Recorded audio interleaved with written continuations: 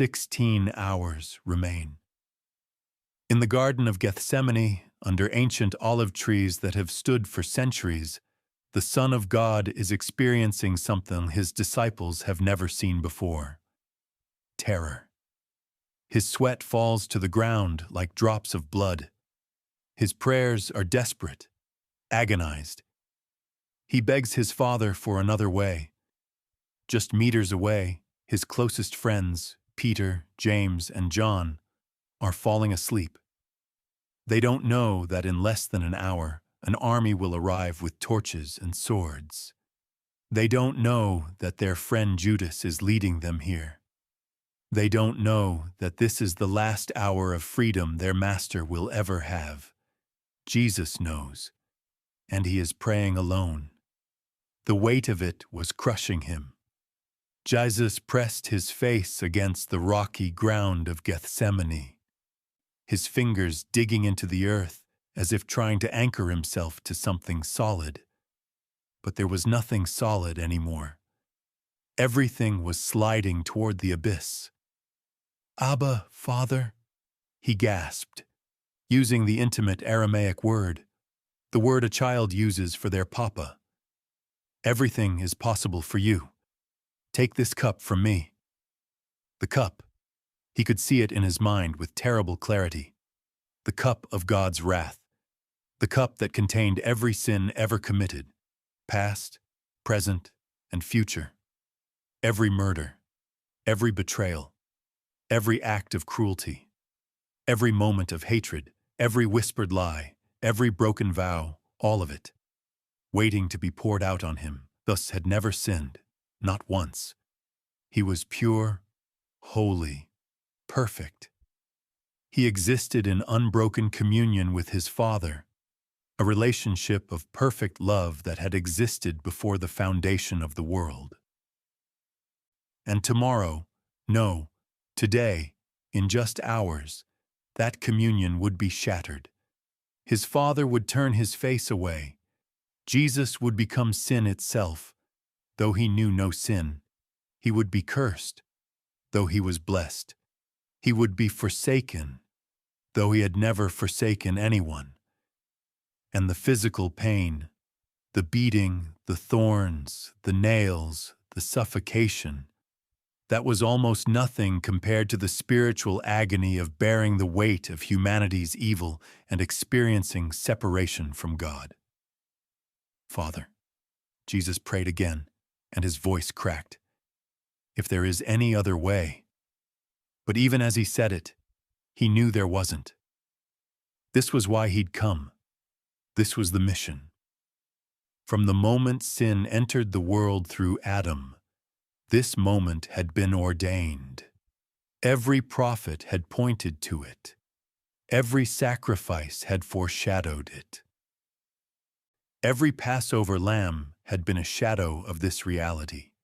Someone had to pay the price for sin, and Jesus had volunteered before the world began. But knowing it intellectually and facing it in reality were two entirely different things. His sweat became tinged with blood, a rare medical condition caused by extreme stress where capillaries burst under the skin. It dripped onto the ground, the first blood he would shed for humanity's redemption. Behind him, he could hear Peter, James, and John. Their breathing had slowed.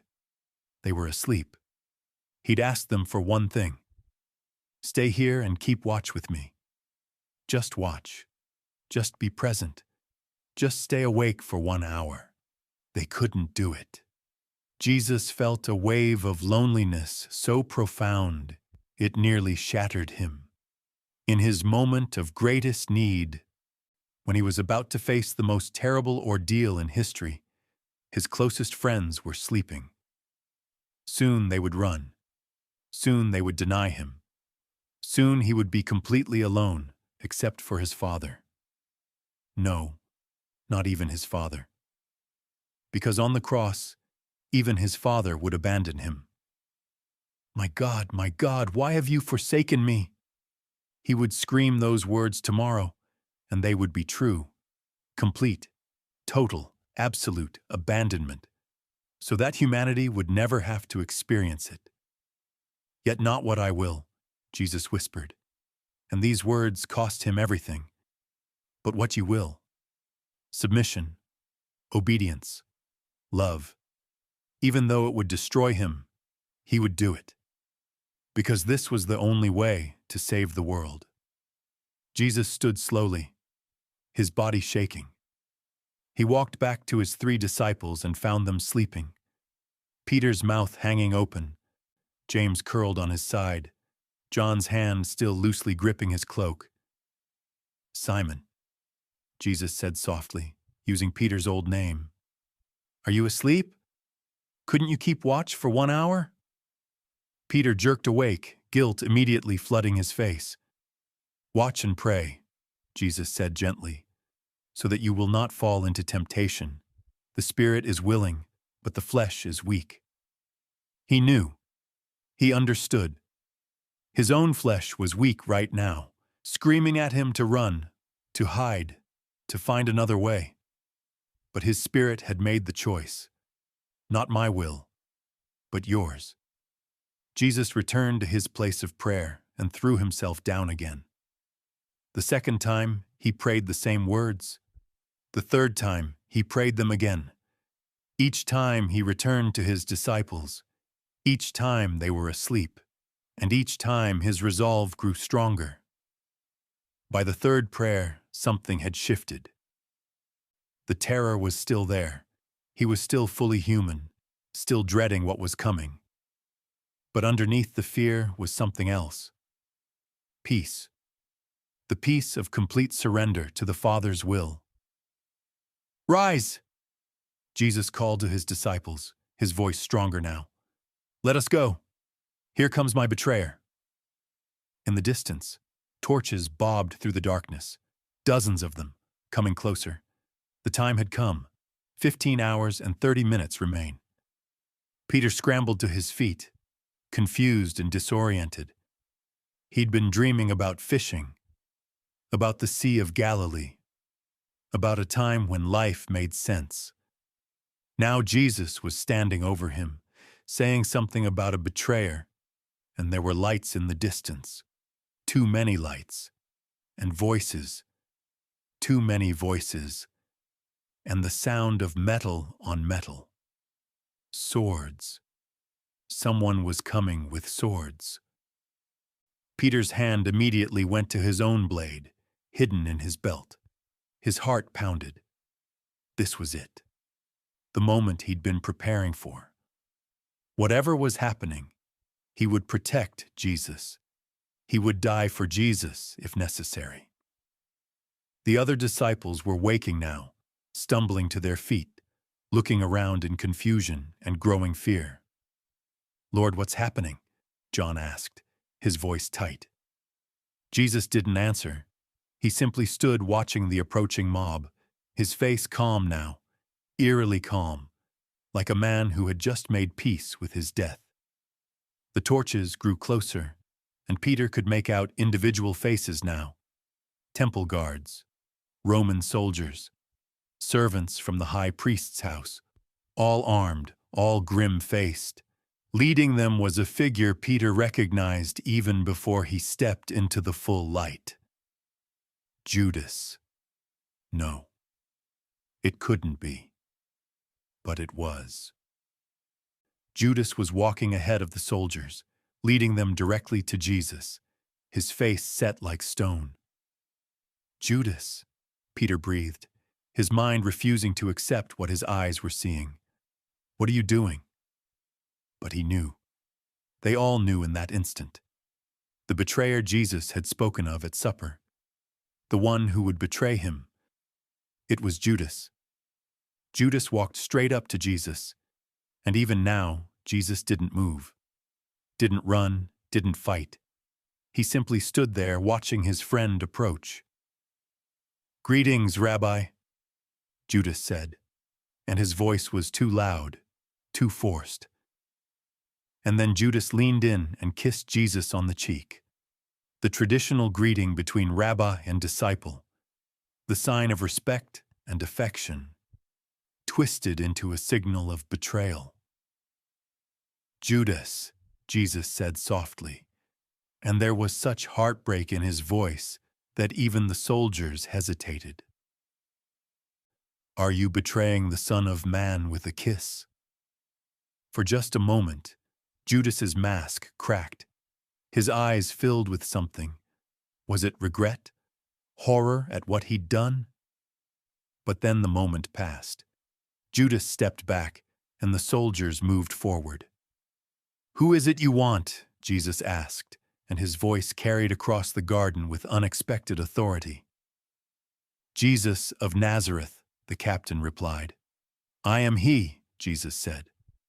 And when he spoke those words, "I am," the same name God had spoken to Moses from the burning bush, something happened. The soldiers stepped back. Some stumbled. A few fell to the ground as if pushed by an invisible force.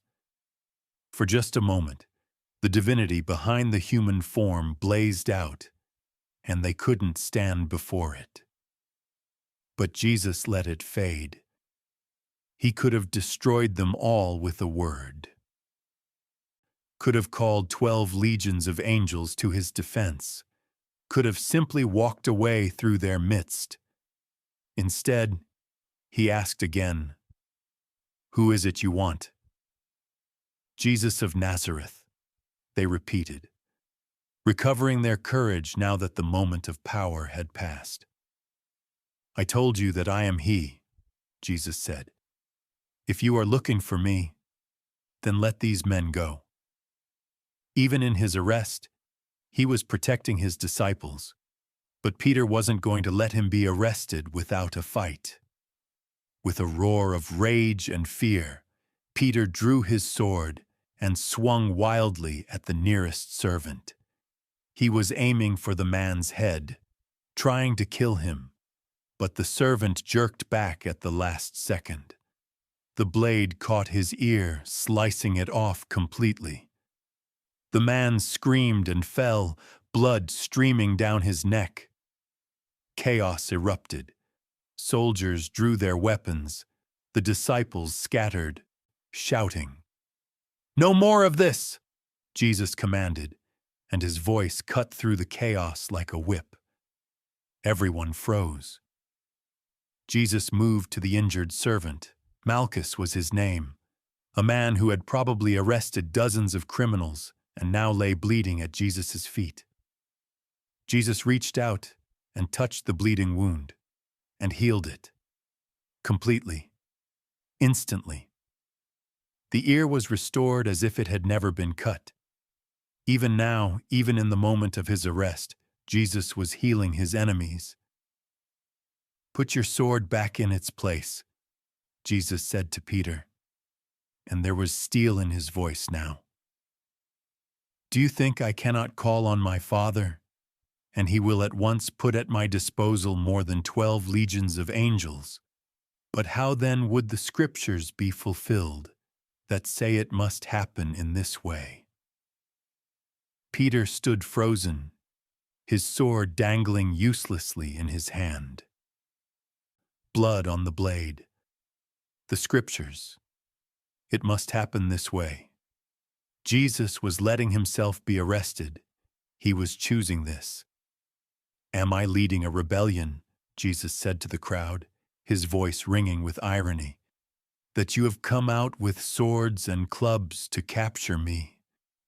Every day I sat in the temple courts teaching, and you did not arrest me.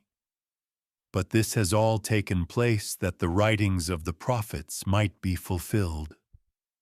The soldiers moved forward again, more confidently now. They grabbed Jesus' arms, binding them with rope, and Jesus let them. Peter watched in horror as they tied his master's hands, the hands that had healed the sick, the hands that had multiplied loaves and fish, the hands that had reached out to pull Peter from sinking beneath the waves, tied like a common criminal. "Lord," Peter started forward, but one of the soldiers pointed a sword at his chest. "Run," Jesus said to all his disciples. "It's all right. Run." And they did. All of them. Even Peter. They ran into the darkness of the olive groves, leaving their master in the hands of his enemies, just as he had predicted. Peter ran until his lungs burned, until he couldn't hear the shouts of the soldiers anymore. Then he collapsed against a tree, his sword still in his hand, tears streaming down his face. He'd promised to die for Jesus. Instead, he'd run away, just like Jesus said he would. 15 hours remain. John didn't run as far as the others. He couldn't. Something inside him refused to abandon Jesus completely, even if he was too terrified to stay close.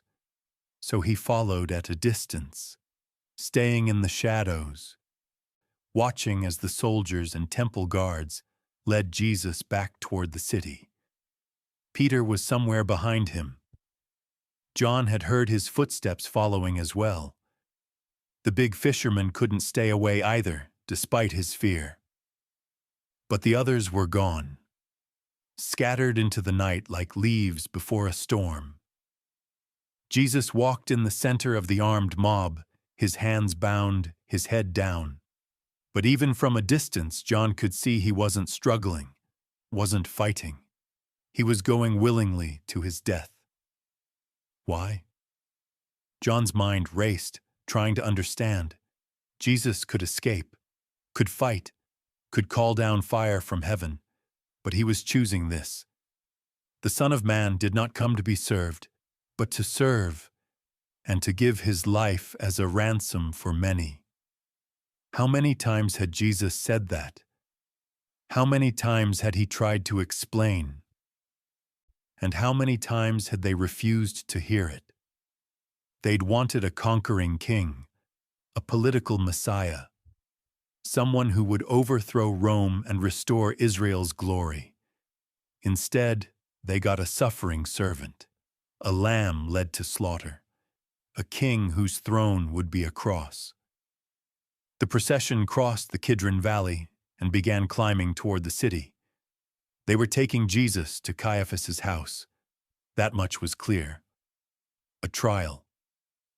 In the middle of the night, in violation of every Jewish law about jurisprudence. They weren't even pretending this was legitimate.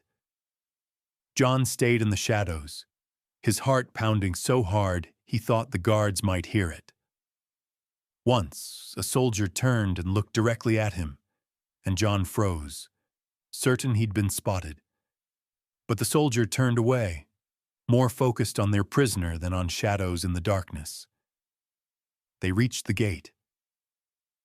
The city walls loomed above them, and then they were inside Jerusalem, moving through empty streets toward the upper city where the high priest lived. John knew he should run, should hide, should save himself. But his feet kept moving forward, following the man he loved more than his own life, even if it meant watching him die. 14 hours and 30 minutes remain. Judas stood at the edge of the garden as the soldiers led Jesus away. He'd done it. The kiss had been given. The arrest had been made. Jesus was in custody. It was over. So why did Judas feel like he'd just torn out his own heart? He watched Jesus disappear into the darkness, bound and surrounded by armed men, and something inside Judas began to scream. What have I done? Jesus hadn't fought, hadn't resisted, hadn't even looked angry. When Judas kissed him, Jesus had simply looked sad, heartbroken, like watching a beloved child make a terrible choice and being powerless to stop it. Are you betraying the Son of Man with a kiss? The words echoed in Judas's mind. Son of Man. Not me, not your teacher, not your friend. Son of Man. The title from Daniel's prophecy. The divine figure who would come on the clouds of heaven and be given all authority, glory, and sovereign power. Jesus had claimed that title, and Judas had just handed him over to be executed. The 30 pieces of silver suddenly felt like they weighed 1,000 pounds. Judas's hands shook as he reached for the money pouch at his belt. He pulled it out and stared at it in the moonlight. This is what he'd sold Jesus for. 30 pieces of silver, the price of a slave. He'd sold the Messiah for the price of a slave. No, Judas whispered. No, no, no. This wasn't supposed to happen like this. Jesus was supposed to fight back, was supposed to call down angels, was supposed to reveal himself as the conquering Messiah and overthrow their enemies. Instead, he'd healed the servant's ear, had told Peter to put away his sword, had gone willingly into the hands of those who would kill him. Jesus was going to die because of Judas. The silver coins seemed to burn through the leather pouch, scorching Judas's hand. He wanted to throw them away, wanted to run after the soldiers and tell them he'd made a mistake, wanted to undo the last 6 hours, but it was too late. The kiss had been given. Jesus was arrested. And Judas was a betrayer, the word that would define him for all eternity. Not disciple, not follower, not even failure. Betrayer. He thought about Peter, who had denied Jesus 3 times by morning. At least Peter's denial would be out of fear, out of weakness. Judas's betrayal had been calculated, planned, paid for, 30 pieces of silver. He stared at the money pouch and suddenly hated it with every fiber of his being. But not as much as he hated himself. Judas began walking back toward the city, but not following Jesus. He couldn't bear to watch what happened next. Couldn't face the other disciples. Couldn't face anyone. The pre-dawn darkness wrapped around him like a shroud. Somewhere in his mind, a thought began to form. A terrible final thought. If Jesus was going to die, maybe Judas should die too. 14 hours remain. In the high priest's palace, servants scrambled to light lamps and prepare the council chamber. Word had spread quickly. They'd arrested the Nazarene. The trial would begin immediately. Caiaphas stood at the window, watching torches approach. Everything was going according to plan. By morning, Jesus would be condemned. By evening, he would be dead. "Gather the council," he ordered. "All who can be reached at this hour. We need enough for a quorum." It was illegal to try capital cases at night. Illegal to reach a verdict in less than 2 days. Illegal to meet during Passover. But Caiaphas didn't care about legalities. He cared about results. In Mary's home across the city, she paced the floor, unable to shake the dread that had seized her heart.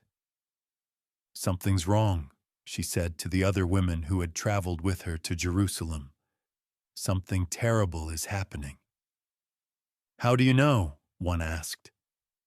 "I'm his mother," Mary said simply. "I know." The sword was falling. She could feel it piercing her soul, just as Simeon had prophesied 33 years ago. In the temple, the captain of the guard reported to the remaining priests on duty. "We have him. Caiaphas is beginning the trial now." Any resistance? One of his followers tried to fight. Jesus healed the man he injured and ordered them all to stand down. The priest frowned. "He healed someone during his own arrest?" "Yes, it was unusual." Unusual didn't begin to cover it, but the priests didn't want to think too deeply about what kind of man healed his enemies even as they arrested him. At the high priest's house, the soldiers dragged Jesus into the courtyard. Peter and John had managed to get inside, John because he was known to the high priest's household, Peter because John vouched for him. They stood near a fire that servants had lit against the cold night air, trying to look inconspicuous, trying not to draw attention. Peter pulled his cloak tighter around himself. The adrenaline of the garden had worn off, replaced by bone-deep exhaustion and growing terror. What was he doing here? Why hadn't he run like the others? A servant girl walked past, carrying wood for the fire. She glanced at Peter, then stopped, looking closer. "You were with Jesus of Nazareth," she said. It wasn't a question. It was an accusation. Peter's blood turned to ice. "I don't know what you're talking about," he said, his voice too loud. "I don't know the man." The lie came easily, too easily. The girl shrugged and moved on, but Peter's heart was pounding. He'd just denied Jesus, for the first time.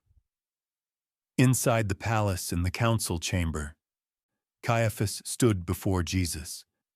"Are you the Messiah?" he demanded. "The Son of the Blessed One?" Jesus had been silent through all the false witnesses, all the contradictory testimonies, all the illegal proceedings. But now he spoke. "I am," Jesus said clearly, "and you will see the Son of Man sitting at the right hand of the Mighty One and coming on the clouds of heaven." The room exploded. "Blasphemy!" Caiaphas tore his robes, the traditional sign of having heard blasphemy. "Why do we need any more witnesses? You have heard the blasphemy. What is your verdict?" "Guilty," the assembled council members shouted. "He deserves death."